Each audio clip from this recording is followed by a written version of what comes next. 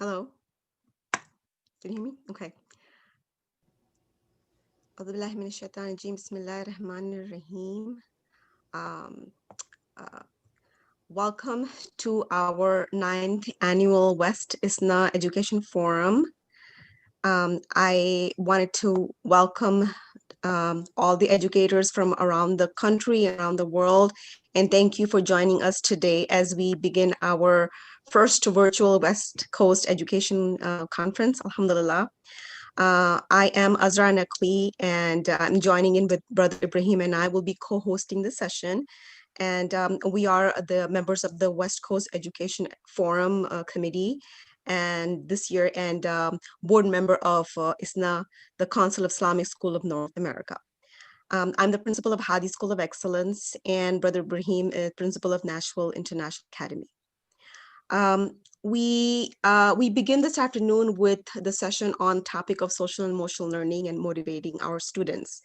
I know that this is a very hot topic, and especially during this pandemic age, and as we face the disengagement of our children. We are looking for an interactive session, and I want to humbly welcome Dr. Reeve to join us in the session. And just wanted to give you a few words about Dr. Douglas Reeve. Dr. Reeve is a distinguished author of more than 30 books and more than 300 articles on leadership and organization effectiveness.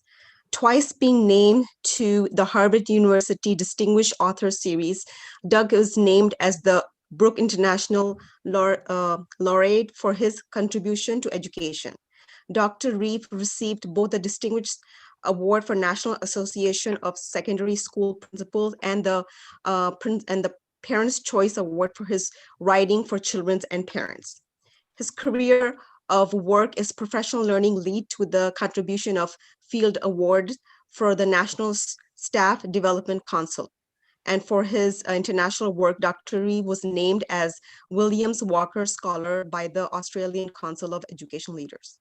With that, I would like to welcome Dr. Reeve to talk about the motivating the unmotivated children and supporting emotional connection between students and teachers in a highly interactive session that we'd like to have today. And Dr. also had given a couple of articles for us to read.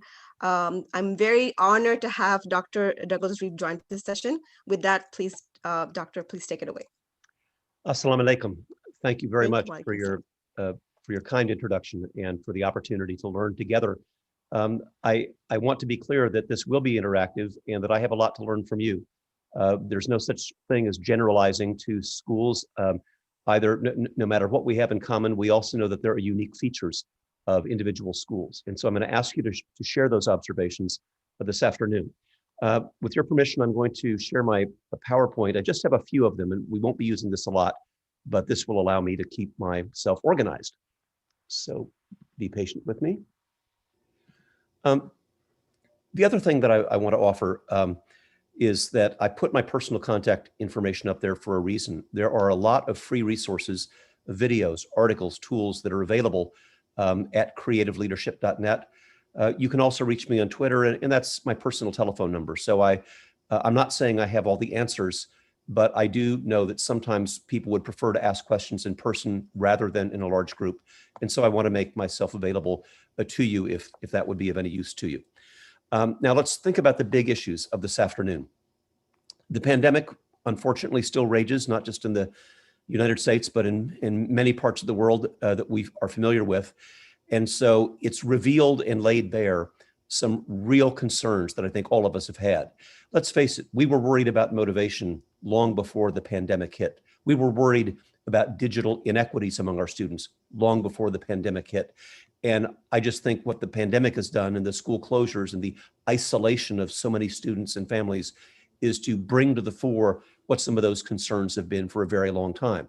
It's also fair to say that it has brought to the fore some heroic efforts by teachers, an amazing work that our families have done to collaborate together. And I would also just have to say, with respect, I'll bet you'll never hear any parents say that teaching is an easy job anymore. Because after having children at home for 10 months, I hope that they have a newfound respect and appreciation for all of you and all that you do. So here, in my judgment, are some of the lessons. And in a minute, I'm going to ask you to participate in the chat room. But let me just make a couple of observations. I think a lot of the things that we thought motivated students have been somewhat complicated by their distance. And I wrote an article that I put in the chat room called "Putting the L Back in SEL." And frankly, I've been concerned when I see schools that say, well, we're going to ease up on our learning and our curriculum because the most important thing is social and emotional learning. I understand that, but they're forgetting the L in SEL. And if you want to see an angry and disengaged student, have them feel incompetent. You want to see a student who's disengaged, demotivated, misplaced, have them be 8 years old and unable to read. So I want to suggest to you that one of the most important things we do for the emotional care of our students is to also have them be successful learners. And I recognize that successful learning in a virtual environment has some twist to it. I'll talk about that later on. But I am pleading with you, if you hear somebody say, well, I don't want to assign this, or I don't want to expect that because I'm too concerned about their social and emotional learning, remember that the learning is inherently part of their feeling of competence that is at the very top of what makes them feel motivated. We've also learned the power of relationships. And in a minute, I'll be asking you to tell me what your successes have been. Interesting, what I've seen around the United States and around the world are some low-tech ideas where people are using old-fashioned telephone service and sidewalk visits and all manner of things to maintain relationships one-to-one with students, with families, and with colleagues. I fear sometimes that in our zeal to make technology work, if Zoom isn't perfect, then we have nothing. And we all know Zoom is imperfect, so we have to have other alternatives than all Zoom or nothing at all.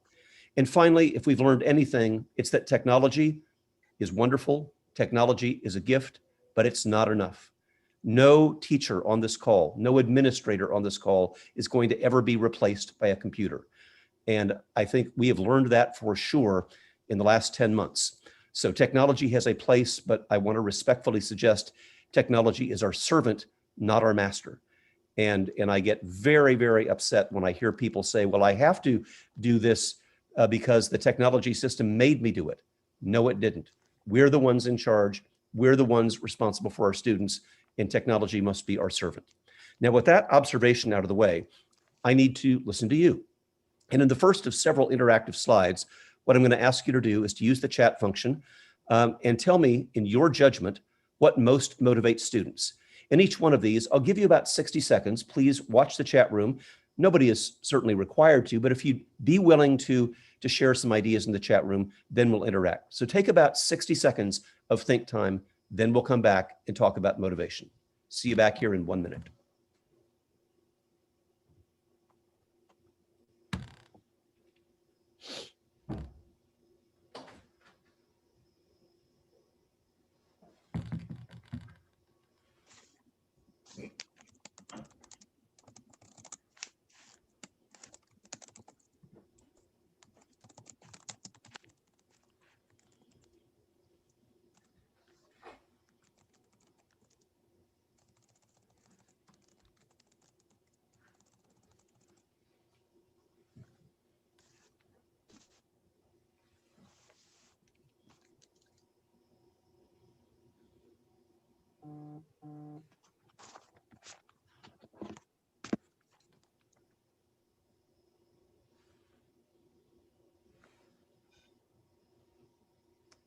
About 15 more seconds, please.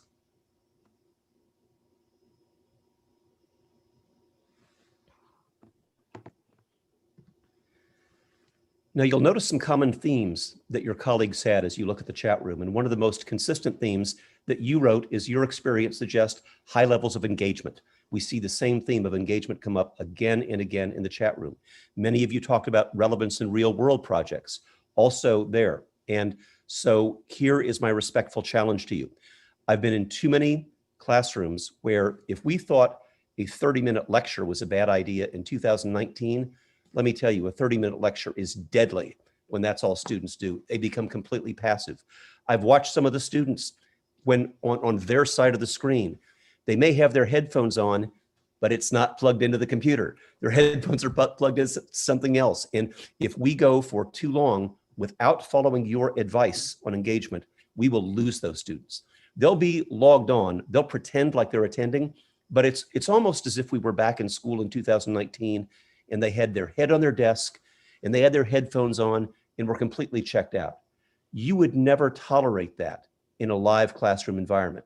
And I'm respectfully suggesting you can't tolerate that now. And it's up to us to be much more engaging and interactive. And I'll share with you in a minute some other best practices that I've seen.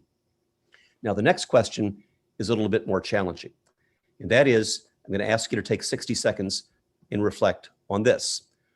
What is the source of demotivation?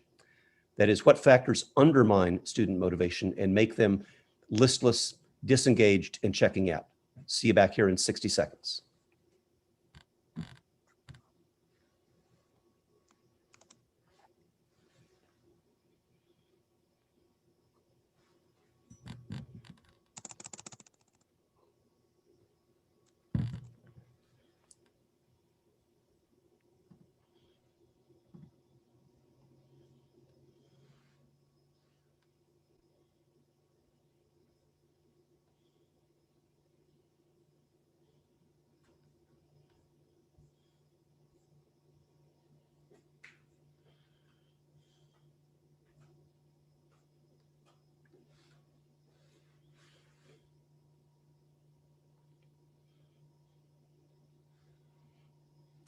Fifteen more seconds, please.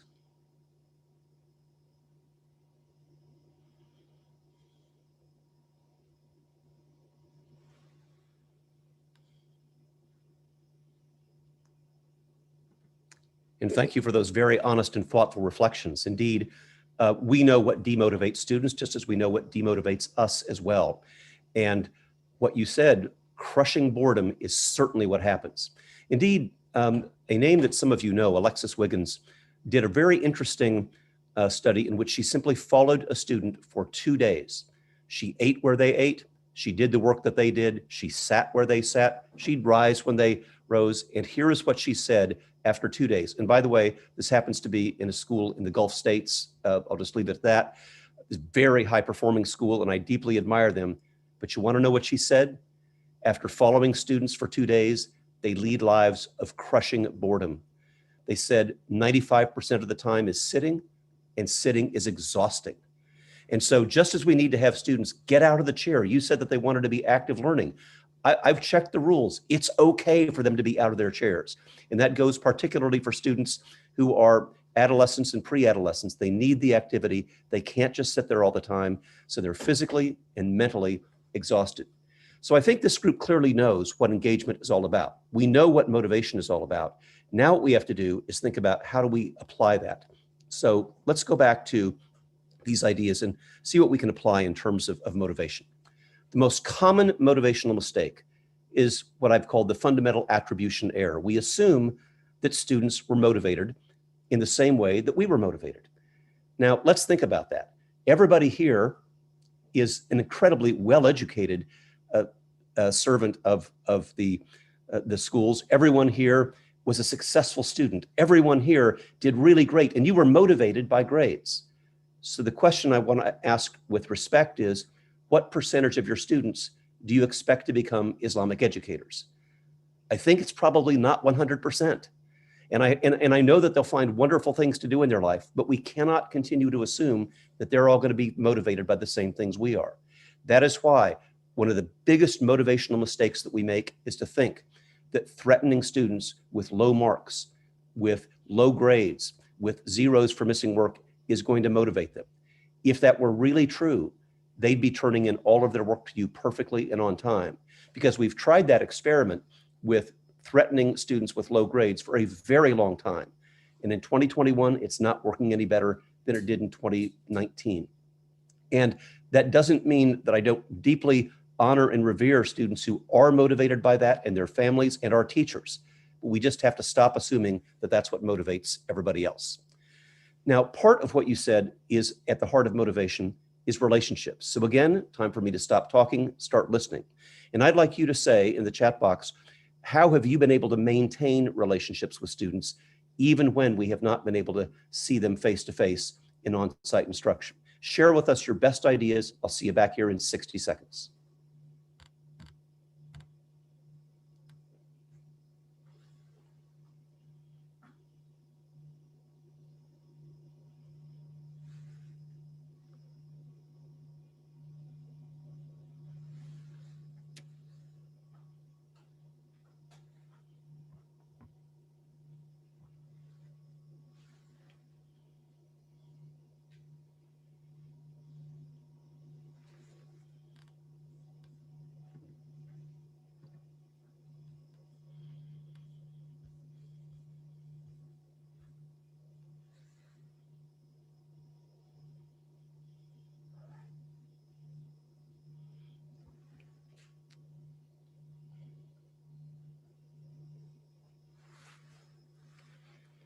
And 15 more seconds, please.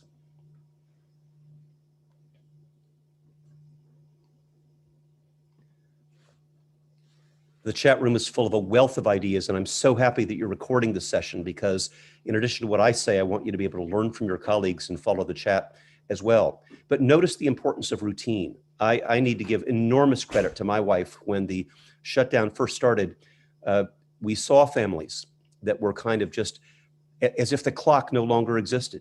And she said, no, we're going to have dinner at the same time we always do every night. We're going to have the same routines every night. We're going to be up in the morning going to work, whether or not we're leaving our home. That sense of routine was important for children and important for adults as well.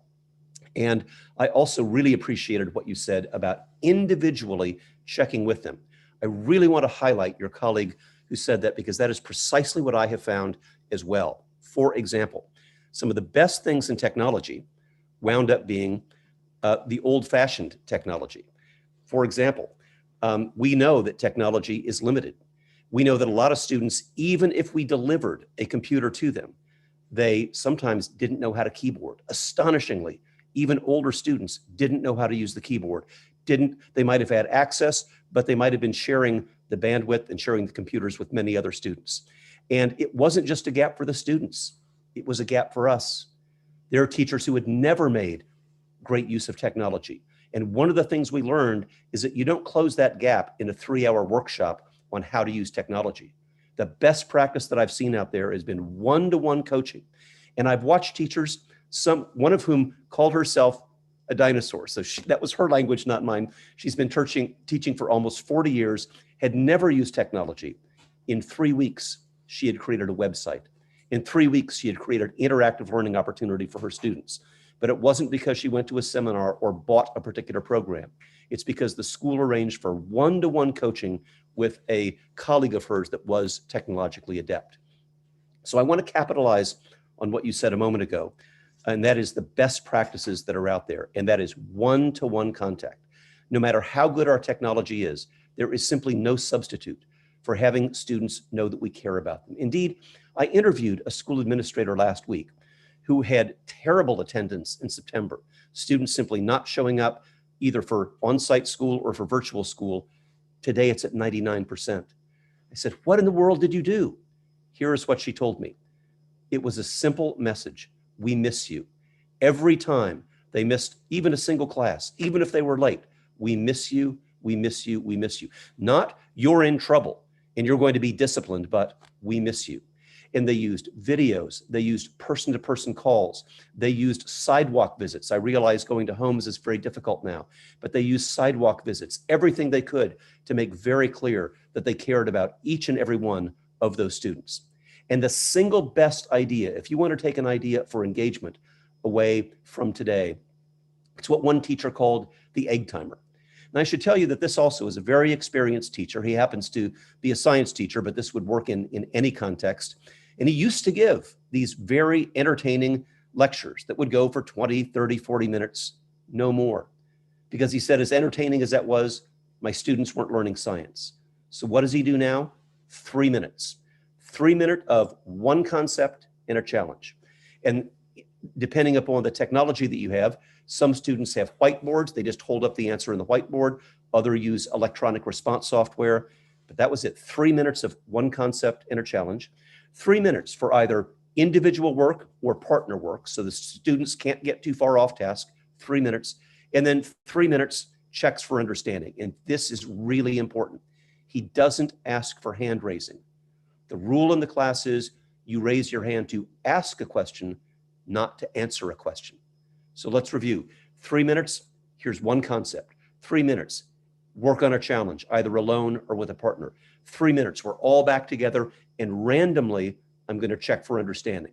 Our elementary colleagues sometimes call these equity sticks.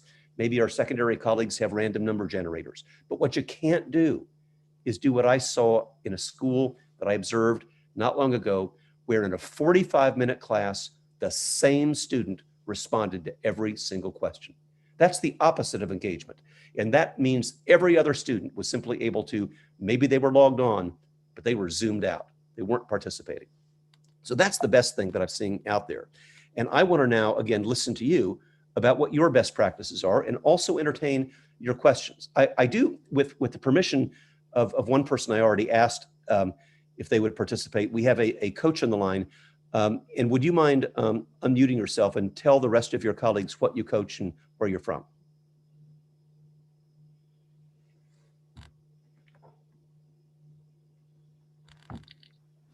Hi, I am Coach Rochelle Jacobs from Everest Academy in Stafford, Texas. And I am the physical education teacher as well as health. And before COVID, I used to coach our 3rd through 8th grade girls basketball. So Coach, may I call you Coach Jacobs? Of course. So Coach, I want you to envision a student who is on your basketball team, but the bad news is they're just as bad a basketball player as I am. And they come on to your practice. And Coach, have you known games to have been lost or won by a single free throw? Yes. Absolutely. Free throws are really important. Yes. And you watch that student miss 15 free throws in a row. And yet they're lucky enough to have Coach Jacobs as their coach. And so she gives them help on ball handling, on stance. Maybe even you have them use a granny shot, which is the highest percentage free throw shot there is out there. And that student then makes 15 in a row. Now let's review. They missed 15, had great coaching. They made 15. Does everybody in the seminar agree that was a really good practice? Man, good on Coach Jacobs. That's a great practice. Here's what I want to respectfully challenge you on. If the same thing happened in my mathematics classroom, missed 15, made 15, they turn in the homework, what are they going to see? 50% and an F. Now let's think about why we are having students do work at home. Every time I ask my classroom educator friends that, why do we assign homework? Because kids need practice. Except Coach Jacobs, even though I'm sure she's a very wonderful person, is not going to visit every home of every student represented on this call. Is that right, Coach? Unfortunately, no. Yes, you probably can't even get around to all of your students. So we know No. what good coaching is. Good coaching, good practice happens with a coach. Good practice happens with feedback. Good practice happens when students respect the feedback, change their performance, and get better. And the number one cause of failure during this pandemic is students not turning in work. And I want to really respectfully push back on that particular practice, because simply assigning work and hoping that it's going to get done at home, by and large, has not been working.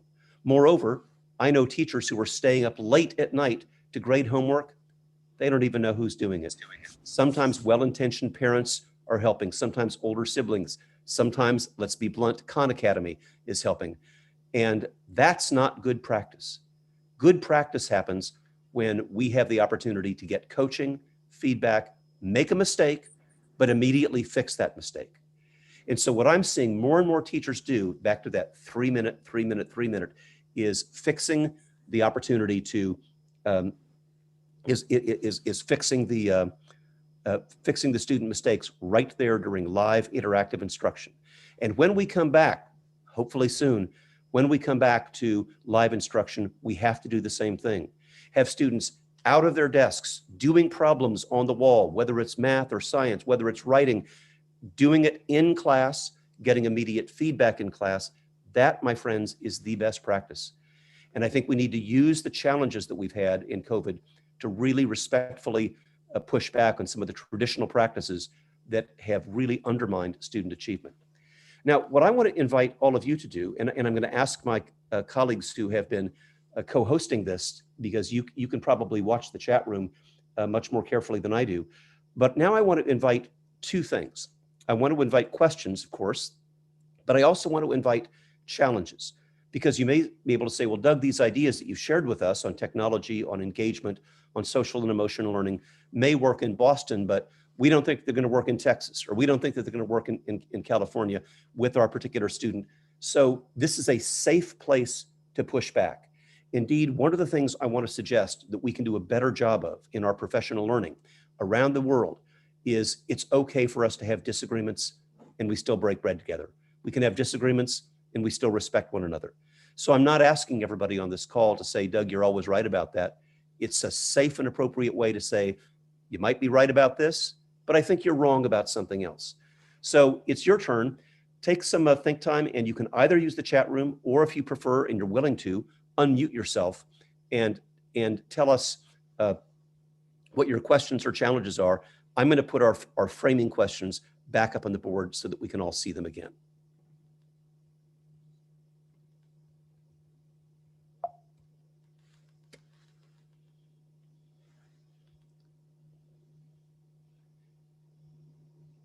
And I'm going to ask my colleagues to, oh, I see a hand raised. Was that you, Coach Jacobs?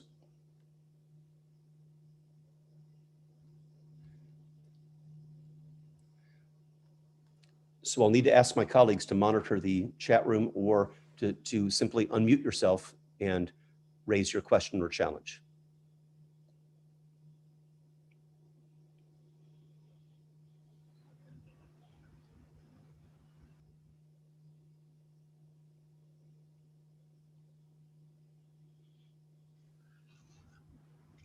I can start with a question. Yes, sir, please do. I've noticed when it comes to motivation and engagement that it's slightly lower in middle school and high school.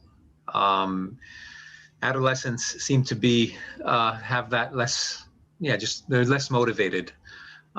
We have certain rituals like community building rituals, like morning meeting at our school, that sort of creates that sense of community, online community, where they can look forward to it and then come and join in and talk. But there seems to be less motivation. Can you share any observations you might have about maybe how motivation works for adolescents versus the younger kids? Yes, sir. And in many respects, it works the same way. I love the fact that you're having morning meeting. And I ask my teachers, again, respectfully, we know that works well with students who are 6, 7, 8 years old. And then we stop doing that when they're adolescents. And is that because relationships are unimportant to adolescents? I mean, we know that for adolescents and pre-adolescents, relationships are probably a lot more important than my math homework. Relationships are what they talk about all the time. Relationships are everything to them. And yet we stop doing those relationship rituals like morning meeting. And I know your classroom time is important. And I know to my adolescent educators, it may feel like, well, Doug, I just can't spare the time for that. Let me tell you, investing 5 minutes in building relationships will make the other 45 minutes of that class dramatically more engaging, because students have to know that we know about them and we care about them. And I want to be very precise in defining terms, because educators in the older grades will say, well, that's easy, Doug, for an elementary school teacher who only has 25 or 30 students. How can I do that with 100? You can do it with a lot more than that. Think of our teachers who do music education, or our coaches. They wind up with lots and lots of students. And here's the key. They know something about them outside of school. If the only thing I know about my student is their math scores, that's not the foundation for a relationship. I need to know about a sibling, about a sport, about an interest, about a musical group that they like. If I take that little bit of time, as I'll bet you do in your morning meetings, to learn something that's going on outside of school, then it may take some time, but that's how we build relationships. And sir, I think you have nailed the essence of the issue, that we stop doing these rituals for adolescents precisely when our adolescents need them the most. Thank you for raising that really important issue. Several people have raised the issue of homework. So you ask a straight question, let me give you a direct answer. First of all, the direct answer is, if it's working for you, I would never presume to suggest that you change a practice. What I find very distressing, though, is when teachers will say, I give the homework, they don't do the homework, I call the home, they still don't do it, or maybe they're getting it from the internet and so on. And they keep doing the same thing and are mad because they're expecting different results. So if homework works for you, great. But I would have to tell you, around the world, I do not see homework very effective. Here, for example, is a synthesis of 37 studies that was published in Educational Leadership by Alexandria Neeson. And I'll be happy to share my own research on homework if you'd like, that has kind of an executive summary of the research. But here it is, 37 studies. The impact of homework for students K through 6 is zero, is zip. In fact, it has no impact on performance, but it has a really bad impact on teacher-student relationships because they're always fighting with each other. What about grades 7 through 12? Minimal impact. And why is that? Because we know that students need practice, but practice, as I said earlier, happens with a coach. Practice happens with feedback. Now, I also am not unaware of the nature sometimes of private schools, particularly when parents are paying tuition and they want their kids to have what they had. So what you're thinking is, but Doug, our parents demand homework. Fine, I respect that. But let's think of a better way to do it. For example, I'll bet your faculty could put together a homework menu. And let me just illustrate with some examples. A great item from a homework menu would be reading aloud for 20 minutes. And they can do that in Arabic studies, they can do that in English, but reading aloud for 20 minutes. I think too often we're kidding ourselves when students are filling out reading logs, thinking that if they hold a book silently for 20 minutes, that counts as reading. Who knows if they're reading? Have them read aloud. Some of the very best schools in the world still have the discipline of declamation, where they may take ancient texts, they may take famous speeches, both from history and from our day, and read them aloud with clarity, with emphasis to practice. That's one idea. How about preparing a meal, especially, here's my math teacher coming out, doubling, halving, tripling a recipe. Our students really need that kind of support. And just as you said earlier, interactive learning, when it comes to learning fractions, it doesn't get more interactive than preparing a meal and making yourself useful. What about writing a family history? One of the most important things that we can do are these lessons from elders, to interview them, to create that sense of history, particularly sometimes when we're separated from elders by very, very long distances. And I would say this not only an issue of respect for family and elders, but also because nonfiction writing, those of you who know my research know that one of the most foundational findings was nonfiction writing is one of the most powerful levers we have. The evidence is when they do writing to describe, writing to compare, like writing a family history, or maybe writing a neighborhood newspaper. And I ran at the elementary school level, a newspaper club for 5 years. Students love to do nonfiction writing if it's engaging. And when they do that, writing to describe, to compare, to evaluate, to persuade, it not only helps them in writing, helps them in mathematics, in science, in social studies. Writing is one of the most powerful things we can do. So all I'm suggesting is create that menu of things for them to do. That's good homework. Doing the odd-numbered problems 1 through 30 and copying from the internet, that's not good homework. And I think we're wasting our time. Please Those continue are very good ideas, brother. Dr. Reef. We have quite a few questions now. One of the questions is, how can teachers who are accustomed to more traditional methods be encouraged to admin to make these important changes to help motivate their students? So thank you, sister, for raising that, because I forgot to tell you my favorite part of the science teacher who did the 3-minute egg timer. He is 66 years of age. He could have retired anytime. If anybody was set in his ways, it was this particular teacher. And yet, I find him so inspiring because he will make his 45th year of teaching better than his 44th year of teaching. And so I really do believe it can be done. And frankly, it's just more fun. It's more fun to be interactive. It's more fun to have students engage. And to the extent they make a mistake, and they all will, it's also more fun to correct the mistake and fix it right then in class than to see it when I'm up late in the evening trying to grade papers. I'm also, one of you talked in the chat room about teacher burnout.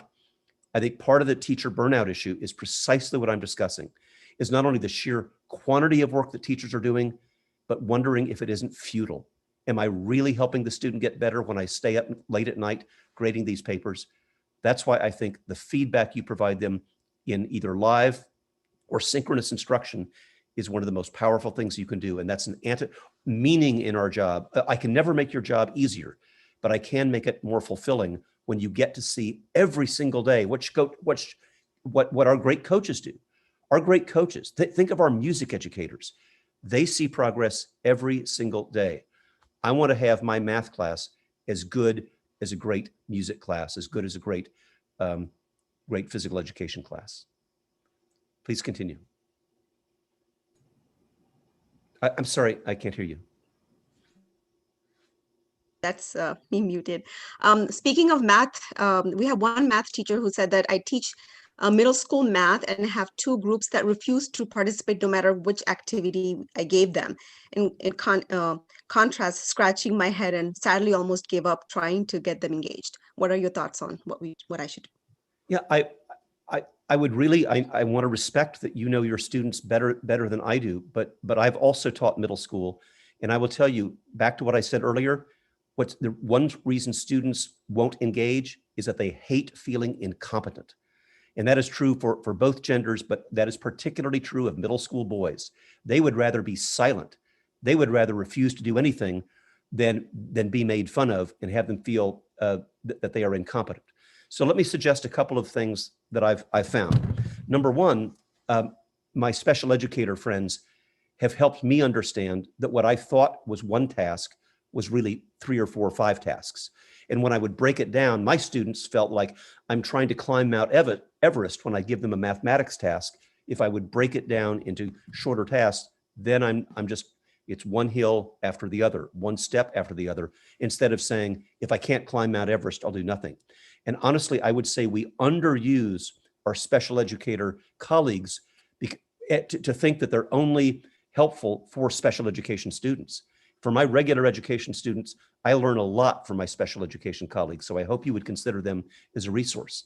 Secondly, they need to feel, as you said in the chat room earlier, that it's meaningful. So for example, I couldn't figure out how to get middle school students to find algebra and pre-algebra and the Pythagorean theorem very helpful, but I'll tell you what they loved, at least where I was teaching, and that is they loved to fly. And I used to be a pilot, and we turned all those things into navigation problems. Where are we going from this place to this place, and made it relevant. In another class, they loved to build. And so we said, let's design a school. And so all the middle school math curriculum, not just number operations, but area, perimeter, ratio, measurement, scale, all those things I could include in the project to design a school. Now, you know your students better than I do. Maybe those two ideas of aviation and building wouldn't work for them, but I'm asking you to be observant of, and here's what I actually do. I find out what they're doing in their spare time. Just one more illustration. To really find out what engagement means, watch students, what they're doing when nobody's telling them what to do. So I was in Cairo years ago, and I was also at a K-12 school in Cairo, and we were watching what students did at recess. And stunningly, you know, some of them were playing, some of them were messing around, and others were completely absorbed in working with the desert tortoise. And so the science faculty all got together in Cairo to say, what can we do to take advantage of this deep interest in the desert tortoise and apply it in the classroom? So I'm not saying I have any easy answers, but I'm saying sometimes if we'll watch our students, we'll get some clues.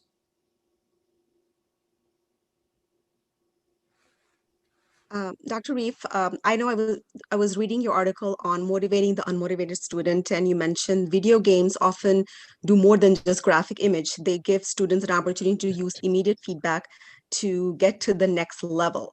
So just wanted to know, and the one of the participants also posed a question, thoughts on gamification-oriented engagement and motivation.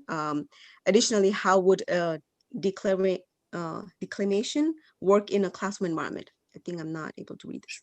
Sure. Well, first of all, I want to be clear. I'm no fan of video games. They're violent, they're inappropriate, and everything else. However, that's the world that we live in. And I would be naive not to realize that a lot of our students, maybe at home, maybe other places, are playing video games. And here is the reason I use that analogy. I'll have teachers tell me that student can't focus, that student can't concentrate. They'll play a video game for 3 straight hours. They can focus, they can concentrate if and only if they're getting this steady stream of feedback. And the language of the games get to the next level is really relevant. Now, I actually think you can do gamification, and it doesn't have to be, that is making learning into a series of progressive steps, doesn't have to be on computers. You can apply that principle of gamification with a board game. You can apply that principle instead of assigning 10 problems by doing them one at a time. And what I did in the school exercise, by the way, is the most engaging, interesting parts of the exercise only happened after students had been demonstrating proficiency in the earlier parts. So for example, and just as you're describing, you have 2 classes, they're at a lot more than 2 different levels. You want to do the most interesting part, which is to create the 3-dimensional model of the school. You better have scale, ratio, area, and perimeter right. You better be able to do it in 2 dimensions first. Similarly, on our English and Arabic studies, you want to have an article in the newspaper. It better be worthy of having a global audience that's going to read that newspaper, and that means it's got to be pluperfect. My observation is that student editors were far tougher than teachers were, because if it's going to be in the newspaper, it's got to be perfect. I defer to you. You'll probably experiment on different things, but those are things I have found useful. Thank you, Dr. Reeve. One of the questions that comes up is parents. They are right now the most important element for the students to learn, and obviously they need to be, especially if they're the younger grade level. So one of the questions that come up is that how do you include parents to support teachers and their student, especially if we will continue virtual learning? Yeah, I think well-intentioned parents, they all want the best for their kids. So number one is, even when I'm frustrated, and we've all been frustrated at times, I always assume the best. I assume good intent. I assume that they love their children, and whatever they're doing or not doing, they're doing because they love their children. So I always start with positive intention. Secondly, I think parents sometimes don't understand what we want. So for younger kids to be really precise about this, I know teachers who are very clear. If there's going to be work that parents might be helping them on, they'll say on one part of the paper, parents, it's okay to help Yasmin here. It is not okay to help Yasmin here. And to be very clear about where parent support is invited and where I'd rather let the student work on it alone. So I think they want to do the right thing, but frankly, if we don't tell them, the only thing they have to fall back on is their experience as a student. And you want them to be an effective student in 2021, not in the years when their parents were students. And also, I will tell you what my principal, I remember to this day, he required us to make 5 positive phone calls every week to students, because in that school, part of the parent-teacher stress was every time a parent got a call, it was because their child was in trouble. And it was always contentious. When my principal said you have to make 5 positive calls, and so we'd always end the week. It was kind of a great way to end the school week with 5 positive calls. The first time I did it, and I speak to this woman, I said, I want you to know that Youssef did a great job in school this week. And she said, who is this really? She was so unused to having a teacher make a positive call. So I don't know. I would at least think about that. Yeah, that is such a good idea, to make sure that we are calling not just for if there's something wrong, but when there's a positive statement. So that's a wonderful idea. I just wanted to say to my participant that if they would like, they can unmute themselves to ask a question directly as well.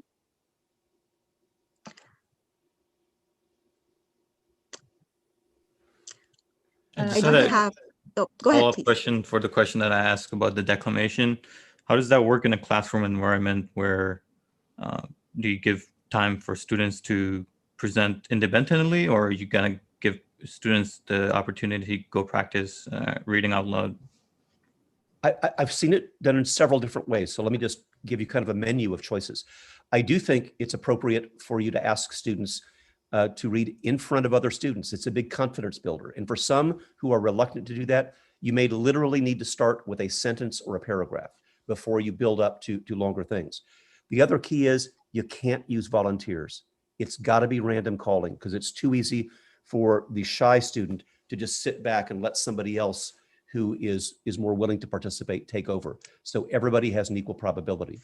The other advantage of declamation is that because they're reading the words of some other person who we know is they respect, either from history or from present day, then they're not worried about grammar and punctuation in spelling. All they're worried about is about getting the words out right. Just one other footnote that I've seen, particularly if they're speaking a language that is not their first language or their home language, it always helps to let them do this on video. Students are very adept at making videos of themselves, so they could try it. An easy way to get into this is, hey, if I make a mistake, stop, start over again, and start doing 1 or 2 minute videos. Ultimately, you want them to do it live in class, but making self videos of declamation might be a safe way, particularly if language is an issue, to let students feel more confident. I agree that those are such a great idea, because one of the things that we also do is use choice boards for them to choose what they want to read, but also use one of the, again, technology tools, the Flipgrid, to actually record themselves and be able to not only log, because reading logs are not working. For them to set up a log, they need to just read something or say something that they learned about the pages that they read. So one of the things that are working for us is having some way to read out loud and post it into the Flipgrid.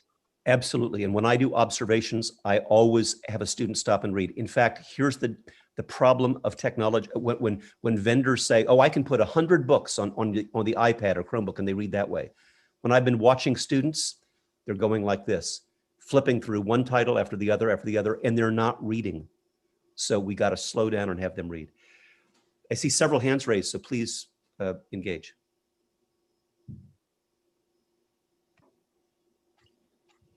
Okay, I have a Montessori class, and I teach 3 to 6 year olds. And my children are kind of, they are so motivated to learn. I think there has to be a change in Islamic education right now. The interactive learning is so out there, just working out of the box rather than the traditional. I don't know why and how to motivate the other Islamic schools to start the Montessori program, because that is so enriched. My kindergartners are doing multiplication and division. They are already reading. It is such a, they do parts of the earth, they do the solar system, they do the polygons. And I am just like odd when I see the children just like in a traditional way in a classroom. And it is just like, I have 30 children, I can walk out of the room and they'll be all working on their own. Every child just gets their own lesson. They are so motivated. They will just get their own work and they can work. And 2.5 hours go by without any breaks.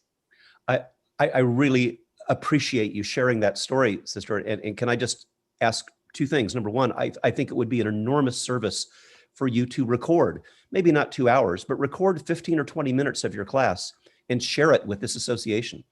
Particularly new teachers joining our profession, they hear you say something like that and say, I'd never be able to do that in a million years. They have to see it work. And honestly, I think you're being overly modest. Do not give credit to Maria Montessori for the work that you're doing. And my experience is what we want to build is that's your school's way of doing things. That's your way of doing it. And that way you have local ownership, local control that the parents will take pride in. So I appreciate that you're being very generous in crediting Montessori, but frankly, I think that credit goes to you.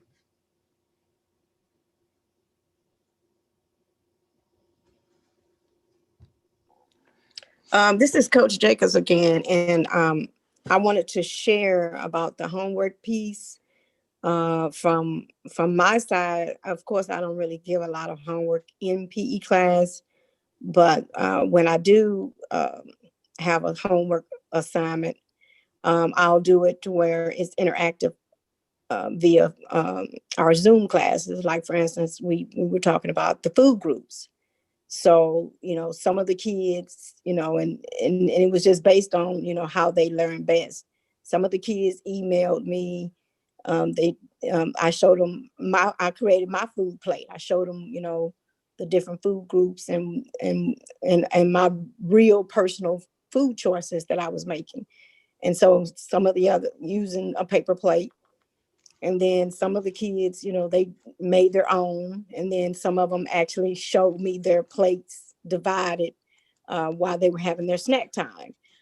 Some did, videos. So that was, many ways that they could do that assignment and still be engaged with it and not have it to be, something with that really took a lot of time. And I have a high schooler, and when he's back on site now, but when he first started, every class, he had 8 classes, and all of the classes, he was just inundated and overwhelmed with homework. And so once I saw automatically he was not doing very well. And so when he returned back to school last October on site, I saw an immediate difference on, him being in class, having that engagement. And one of his teachers, it was a photography class. I liked the way he presented his lessons, like you talked about the math and how you can engage them. He gave them the background for the different mediums for photography, and he had them go out throughout the city and take pictures based on the different mediums. And so, it's very important for us as educators. I've seen that, we really have to be creative and getting the content over to the kids, but, having them actively engaged with it. Coach, I do want to address the issue of time, though, because I saw people in the chat room talking about burnout, talking about not having enough time to catch up, particularly when many of our students have lost, depending on whose research you want to believe, 3 months, 6 months, perhaps a year of learning. How in the world can we make that up? And I'll tell you how you don't do it.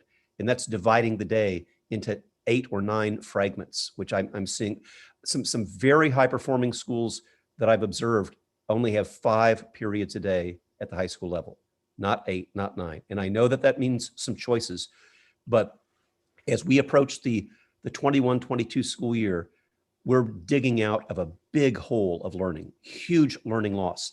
And we just have to give teachers the time to address that. And I think that means, and I don't think it makes sense to say we're going to have a 12-hour school day, because kids burn out after a while, as do we.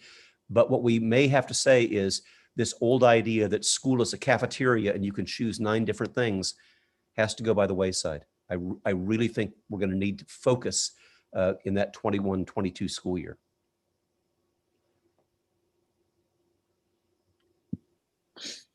Can I ask a question about assessments, please? Yes, First of all, thank you. I've learned so much just the past hour.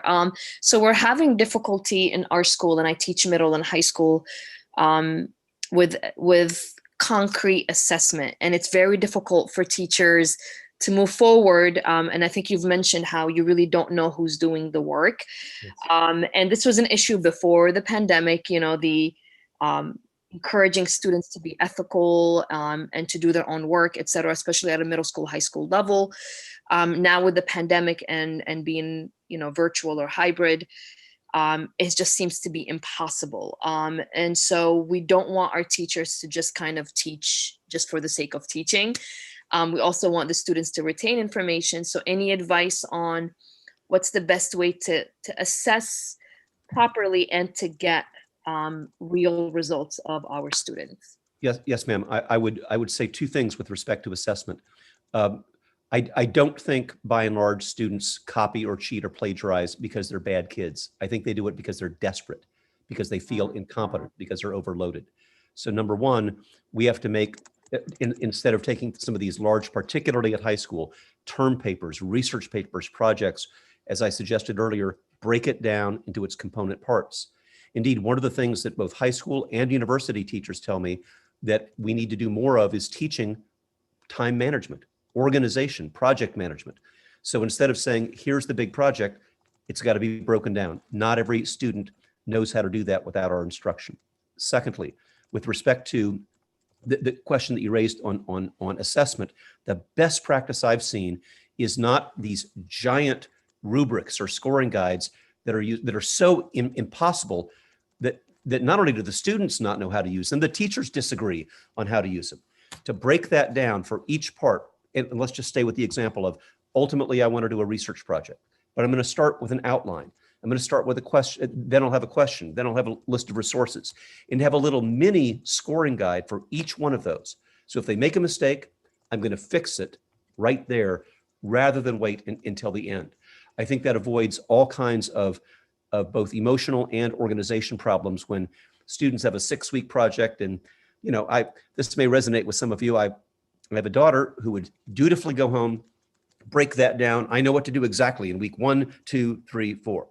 I have a son who you got any homework? Nope. Got any homework? Nope. Then on Sunday night at 10 o'clock says, is the store open? I've got a project due tomorrow. So we got to, if that happens to my house, I suspect it can happen to yours.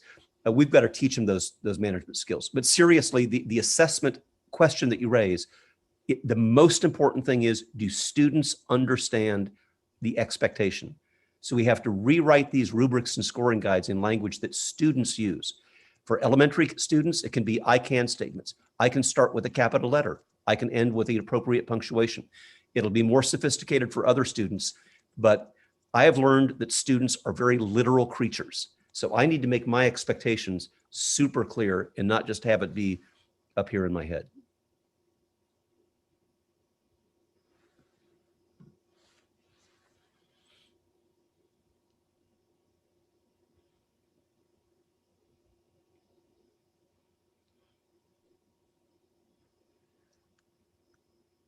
Is there any other questions?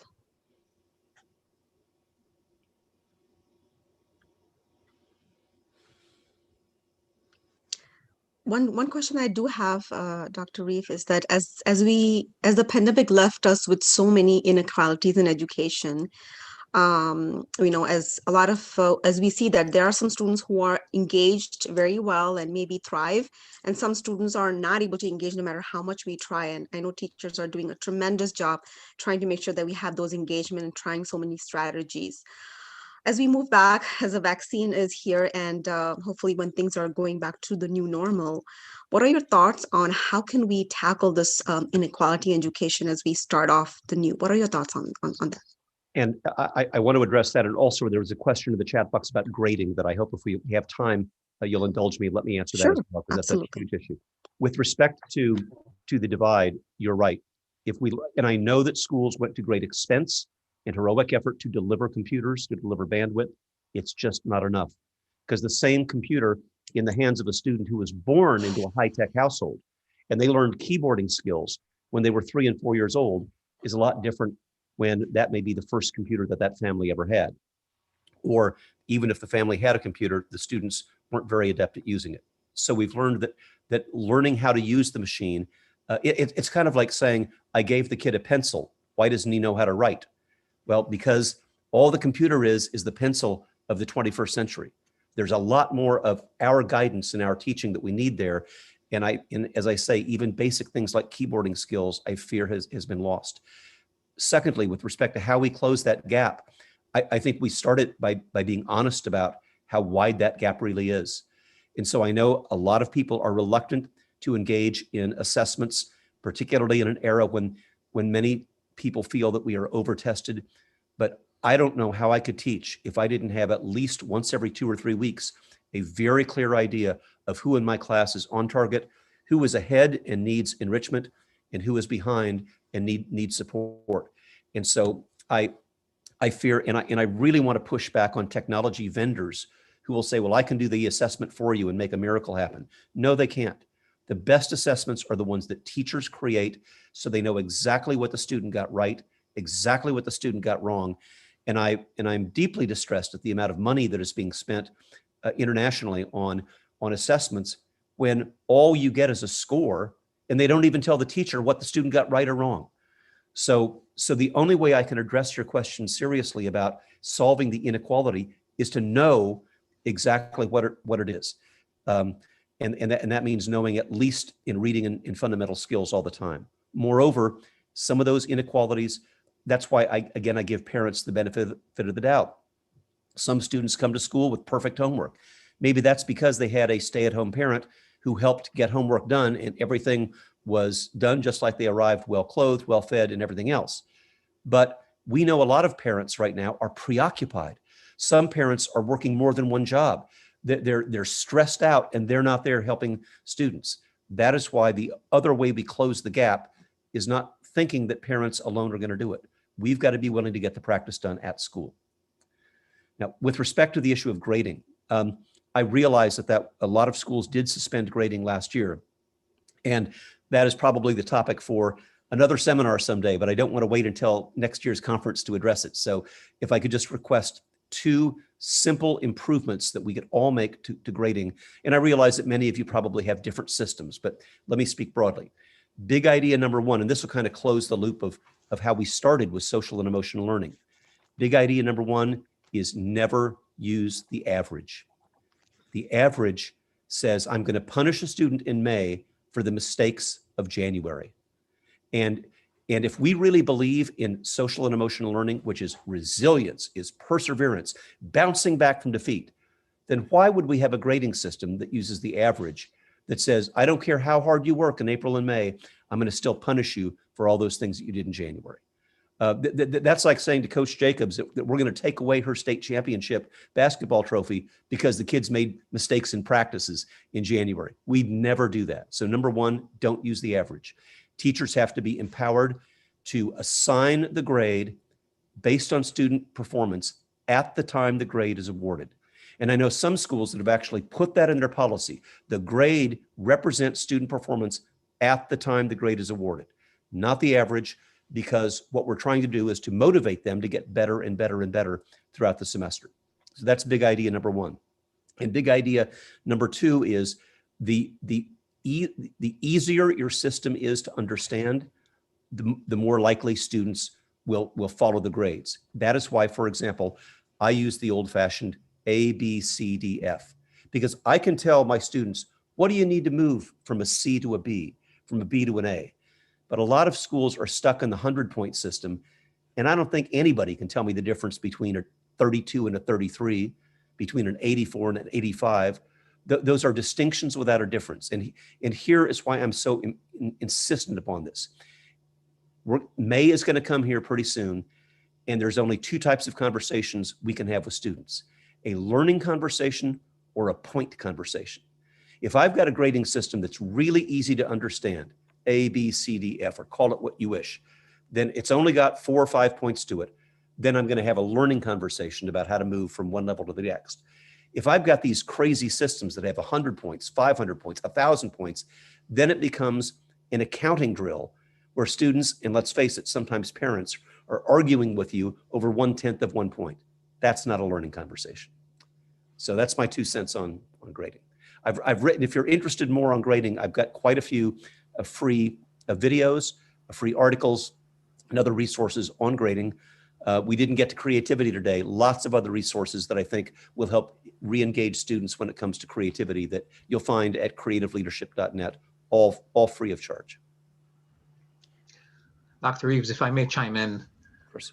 just wanted to share an idea and then ask you a question at the end. Recently, and I wish I had done this earlier, I told my K to 5 students that, we're part of a big mission, and that they're isolated remotely, somewhere remotely in deserts and forests and jungles, and that they have to report back to me, the headquarters, and back to their teachers, the headquarters, so that we can get this mission done. So even though they're away from us and we're not together, we're still part of the same mission, and that they have to constantly report to us by doing their work and submitting their assignments.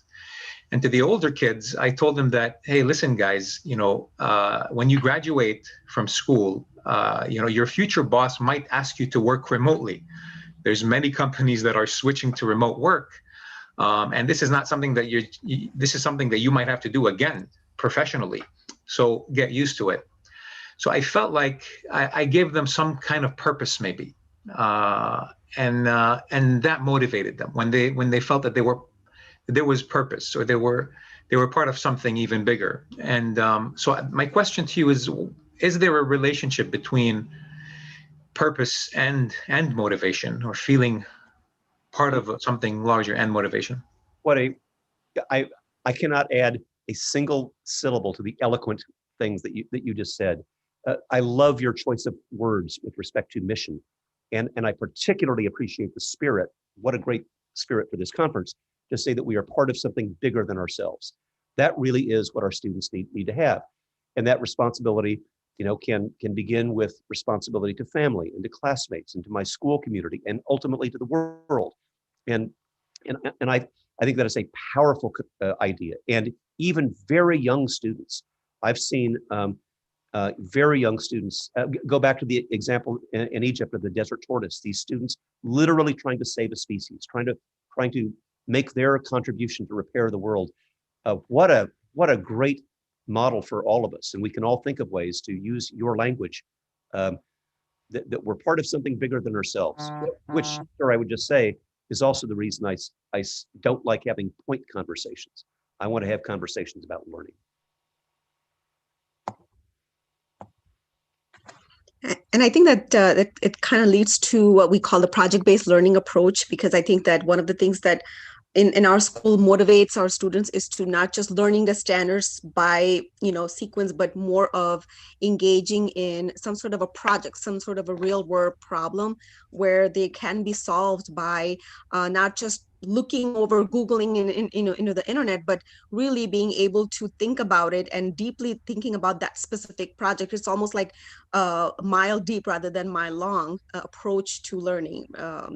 This is something that we're doing. I know that there are some challenges because the teachers don't believe in that kind of an approach, it is very messy sometimes. While now they are online, and it is more challenging, especially to come up with the projects, especially online.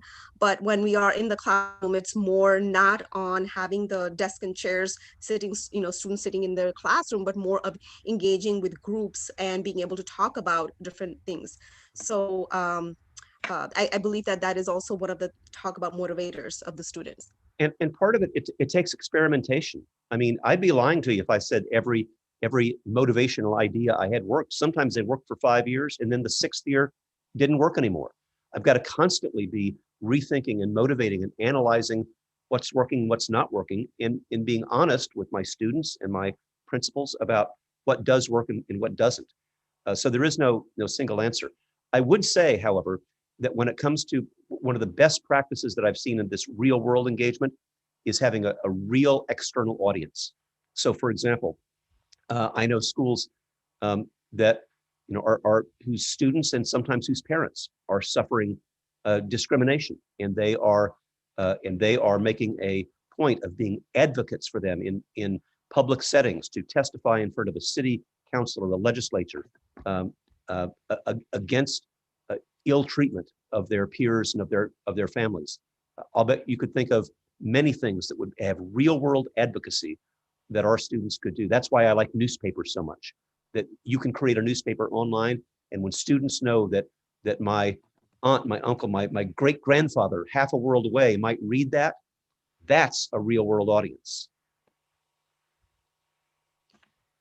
Thank you so much, Dr. Rifi. I have one more question. I might be looking at the time. One question I have in here is we have teachers who want to do a lot, but the kids are not motivated being virtual. Then there are those parents who are afraid to send their kids to any person activity. How can we bring the morale of those high school students in these days? Sure. Well, a couple of things that I want to say. I think the evidence, we will soon be on the other side of this, and it will be safe to come back to school. But I have looked at a good deal of evidence that students in many cases are actually safer in school than they are when they're not coming to school. Not only because it's a safe and secure environment and they're learning, and they're less likely to be depressed and isolated. So being in school has many advantages of creating a safe environment. And oftentimes the cleaning protocols that we've learned during these COVID times are much more strict at school than if they were out in the park or in the playground or doing something else. So my argument would be school is safe, and the sooner they're back there, the better. With respect to kids who don't want to do things, I will just say this, and particularly for our teenagers and adolescents. Anybody who's been a parent of teenagers and says that they have adolescent motivation all figured out is not telling you the truth. But one thing we do know is that honey is better than vinegar, that we almost all grading policies that I see are punitive, rather, for example, than rewarding students for doing things early. And let me just illustrate with a real high school example. One of the things that motivates students a lot is freedom. And one of the things that they regard as a great punishment is a constraint on freedom. And the 9th and 10th grade science classes had the highest failure rate in the entire school. What the faculty got together and did was to say the following. If you can get an A or a B on your final exam, and we're going to do it 2 weeks early, you're done. Now, you can't leave campus. We'll find other things for you to do because we have to provide for your safety. But you are done with that science class. And if you get a C, D, or an F, we're going to spend those last 10 days of school giving you intensive feedback on how to get better. They cut their failure rate by more than half when they did that. It was the same faculty, the same curriculum, the same tests. What changed was the motivation. And students are motivated by freedom. And you know your children better than I do, but I would look for what those things are. I think they're far more motivated by that than they are motivated by threats of low marks.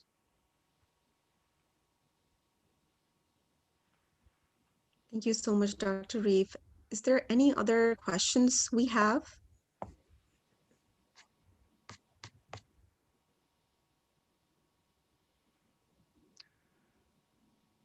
It's been my great pleasure to be with you, and let us all hope that we'll be able to do these conferences face-to-face someday, inshallah.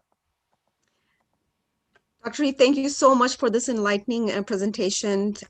We have many people mentioned in the chat that it was very informative, and thank you so much for coming in, and thank you so much. And definitely we would like to have this virtual again. Thank you so much. My great pleasure. So long, everyone.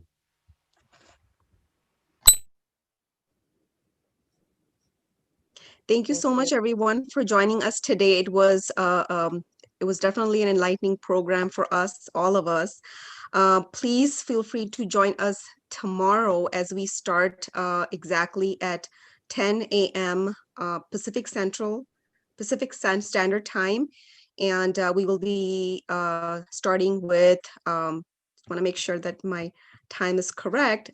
We will be starting with Tony Wagner, who's another renowned presenter at 10 o'clock. So definitely join in tomorrow at that time. Also, please make sure to fill out the survey that I've just posted into the chat to just give us a feedback as to how we can do this better. Thank you so much. Take care. Assalamu alaikum.